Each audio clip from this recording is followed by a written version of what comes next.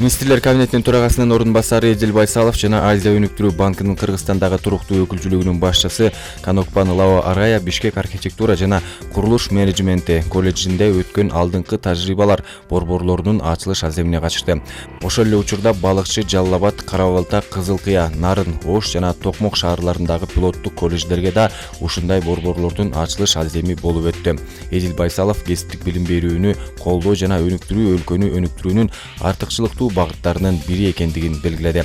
Эдил Байсалов белгилегендей, колледжде орнотулган жабдуулар көргөзмөгө коюлбай, студенттер тараптан пайдаланылып, китептер алардын билимин өркүндөтүүчү куралга айланышы керек. Белгилей кетсек, секторду өнүктүрүү программасы инклюзивдүү өсүү үчүн көндүмдөр долбоорунун алкагында пилоттук колледждерди реконструкциялоодон кийин 5 миллион сомдон ашык каражат үнөмдөлүп, аны республиканын дагы 9 колледжин реконструкциялоого жумшу пландаштырылууда.